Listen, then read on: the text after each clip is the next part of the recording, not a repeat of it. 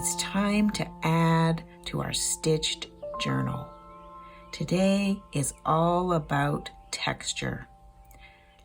Adding collage, surrounding the collage pieces in stitch, adding the beautiful running stitch, and using a mini template to add a sweet goose. We're going to be using the running stitch and the split stitch, and we're going to talk about adding texture using stitch and color. There's lots in store. Let's get started. So I want to add to my scroll, and I've pulled out a few pieces of fabric. Now this one has some orange tones, which makes me feel like it matches with what's here. And then I pulled out this turquoise blue and this strip of fabric, which has green, teal, and blue in it. And I wanted to sort of work towards this color just to add something slightly different than what's here. I feel like this piece of fabric creates a visual break and allows me to do something new. And this piece of fabric, although it's mainly brown, sort of neutral tones, it has both these turquoise colors in it, and it has the orange and red, which brings it into this piece as well. So this is going to allow me to transition into some blues. So now the decision I want to make is, what size do I want this piece to be? You can see this is some selvage here. Must have cut a piece off for another project, but I've got quite a bit of nice pattern and design here.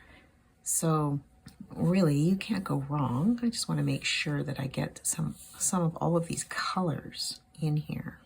I think I don't want to repeat this sort of bar, straight strip shape. I want to do something different.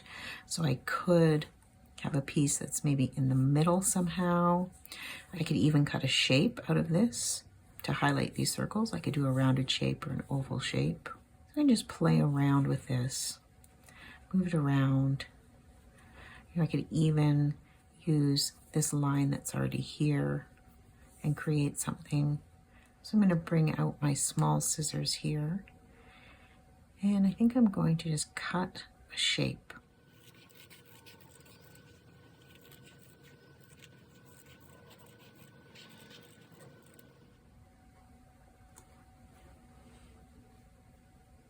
You can see that's wonky, it's uneven. I like that it's rounded. I can really decide if I want it right up close, if I want to try and line the bottom up with this. There's so many options. I could move it down here. That would give me the option of putting something up here. For example, you know, some of this or some of this. For now, I'm going to place it right here. And then I have this fabric. It's got this nice flower shape here. So I can keep in mind that I want to add this in. And then this piece, oh, there's a little piece of green fabric there too. That looks nice up against here. You know, it seems like it's winter time right now, and seeing green like this always makes me think of spring. So it doesn't mean I can't use it now because it's not spring. This is really a personal journal about what I'm thinking about, what's on my mind. And I see this and I think of spring, and it might be nice to put that in as a reminder that spring is on its way.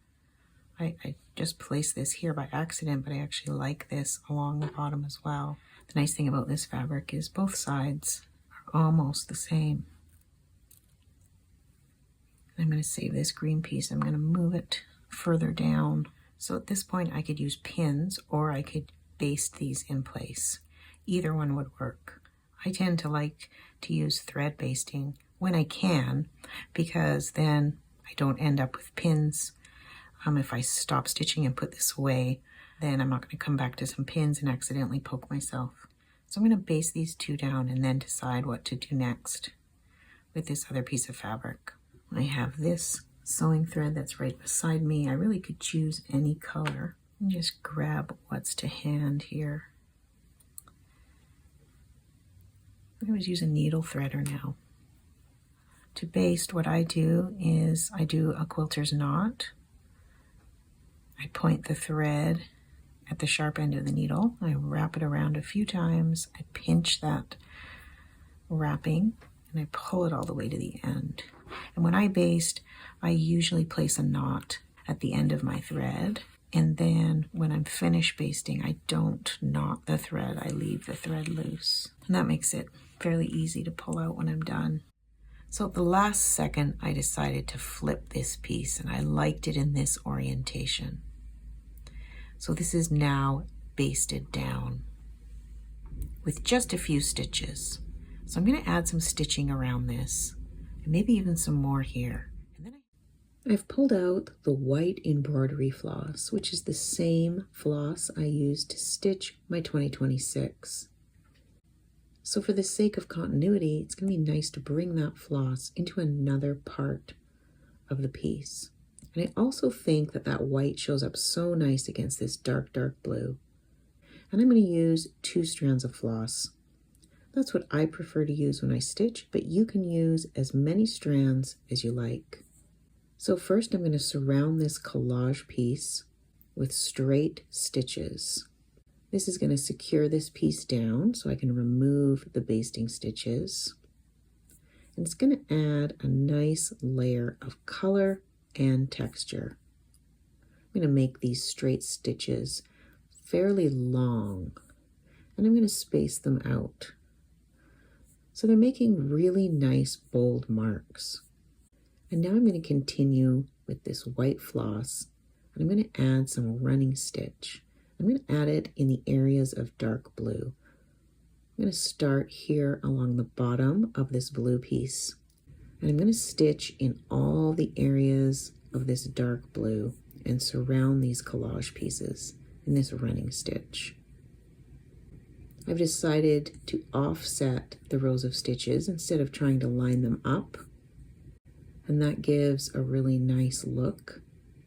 If you want to take a deeper dive into the different ways that you can create running stitches, I'm going to link to a video that talks all about the running stitch and the different ways that you can use it. I'm not worrying here about my stitches being perfectly straight, all being the same length. In fact, if you look closely, you'll see that I have some wonky stitches that aren't perfectly angled and that things aren't lining up.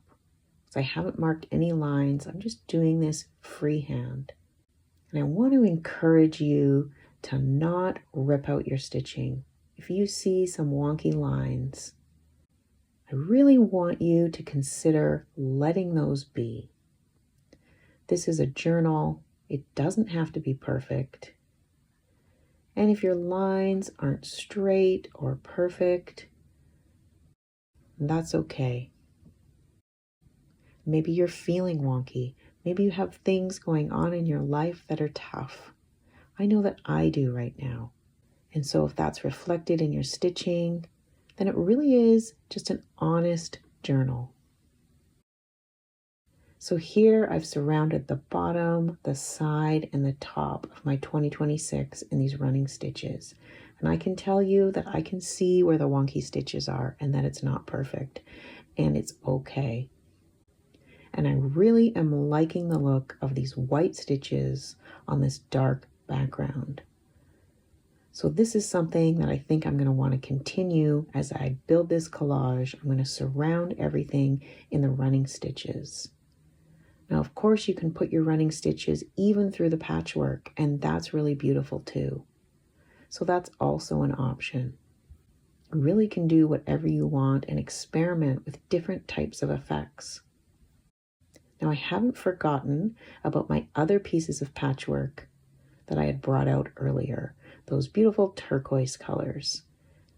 And I still want to bring those in. But I have another idea now, and I think I want to bring in a template. So I've chosen this Goose, and this is from my set of 16 Nature and Seasons templates. And I think I want to add this Goose as my next piece of collage. So I could really put this anywhere, but I do have another piece of this bright, bright blue. And I want to test this out over here and see what it looks like. And I can put my template either way.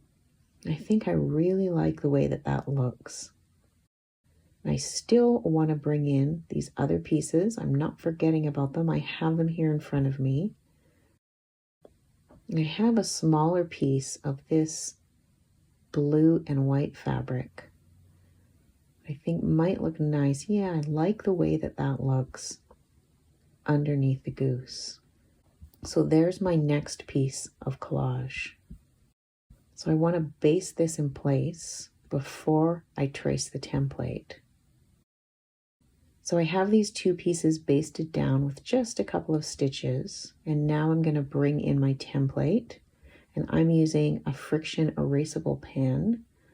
This is a very fine point. I'm going to start tracing.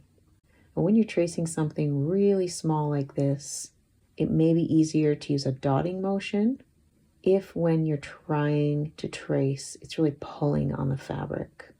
So I'm going to go slowly and work my way all the way around. And I'm going to trace the outline of both of those feet. And I'm going to talk more about the feet later when I'm stitching, because sometimes that can be a tricky area.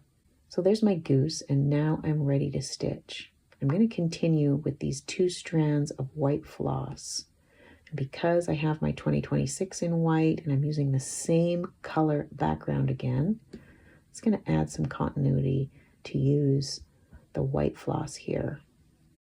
If you watch my previous video where I stitch the numbers, you know that I like the split stitch for outlining things. I think that's going to work really nice here.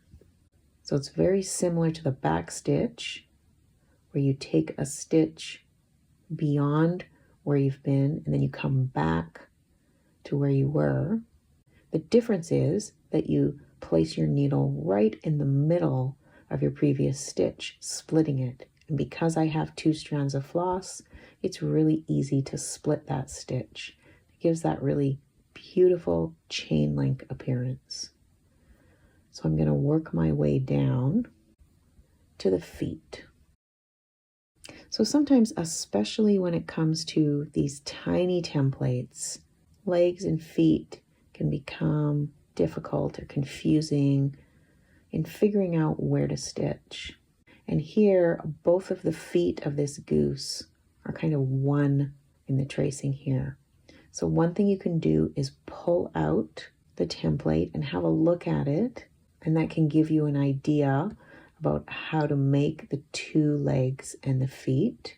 And the other thing you can do, if you go back to stitching and you still feel like you don't really have a clear idea of how to stitch those legs and feet, is to come back in with your erasable marker and just draw in those legs and feet. And so what I'm doing here is I'm drawing that triangle that separates the 2 feet, that I can see really clearly, that tiny hole that's in the template that distinguishes the 2 legs. And again, it may not be perfect, but it's going to give the impression that I want of these goose legs. So I'm going to work my way up that last leg, have a look at it, and I'm happy with the way that that's looking. So I'm going to continue and work the rest of the way in the split stitch around this goose. So I've completed stitching. You can even pull a little bit on your stitches, move them around a bit. I'm just going to pinch these stitches together to create a sharper beak here. I'm really happy with the way that that's looking. So now I'm going to come in with my iron, and the heat is going to erase those lines. And the other thing you can do if you ended up getting some ink on your template is you can put the heat to that as well. And that will erase the marks on your template. So now I'm looking at my goose and the patchwork piece to the left. And I think I want to bring in a color of floss that matches that light brown. So I've pulled out this brown, and it's a close match to the fabric. And I'm going to move this floss around and make sure that I think that it looks good with everything else that I have going on. And I think that it's a good color. So I want to add this brown to my goose. I don't think I want to fill in or try and make any kind of realistic looking feathers or wing, but I want to add some texture. So I'm going to come in with 2 strands of floss, and I'm going to stitch in this brown in the area that the goose's wing would be. So this is roughly inspired by the Canada goose and the brown feathers that the Canada goose has. But I'm not sure that I want to try and make it look like a Canada goose. This is just in my mind as I'm stitching. I don't want to stitch too heavily. I just want to make some marks. So here's my wing. And you can see that brown up against this really saturated blue. It doesn't show up very much. It's just adding a hint of texture. But I like adding that light brown. I want to continue with this brown and bring it into this next piece of collage. So I'm going to use the brown to surround this piece of fabric. And I'm even looking at the other colors that are in this brown piece of fabric. There's this light turquoise, and I have in this wonderful spaghetti a color that matches fairly closely. I also have a color of floss. So I could use either of these threads and add some stitching. So in combination with the brown, these two seem like really good colors to bring in at this point. And I'm not forgetting about the orange that I've used previously. I also want to bring that in. So I think I'm going to surround the goose and the fabric around the goose with the turquoise, orange, and brown. So here I've stitched around that lighter piece with the orange, and then I've gone around in both the light brown and the turquoise all around that bright blue piece. That's adding some nice little bits of color and texture. So the other thing that my eye's being drawn to at this point are these beautiful running stitches in white, these wonky, beautiful stitches, and I want to continue those into this next section. I have in mind what my next collage piece might be, bringing out this striped piece of fabric and having a look at that. And the other thing I'm thinking about is adding texture from a similar color. And what I mean by that is for this brown piece, I could stitch in brown on top of the brown areas. And that's going to add some texture to that piece. You can see when I hold up 2 strands of floss, it almost disappears. So if I stitch just in the parts that have the brown, it's going to add some really nice texture, and it's not going to contrast with that really busy design that's going on. So I think that's a good solution for this piece of fabric. So my next step is to add some more stitching to complete where I've gotten so far in my collage. Running stitch and stitch in the same color. So I've gone ahead and I've added that running stitch. I have a little bit more to do in between here and here, but I'm really happy with what that has added. So I'm going to finish that up, and then I'm going to start adding that light brown stitching in all the areas where there isn't any other color. That's going to tack that down, and it's going to add some beautiful texture. I hope that your journal stitching is coming along and you've gotten lots of ideas about what you can do. I'm really enjoying this project, and if you have any questions, please put them down in the comments. Let's get a discussion going. I know that there's a wealth of experience out there, and maybe we can start a discussion and help each other. I'm so glad that you're here for this stitch along. Until next time, happy stitching.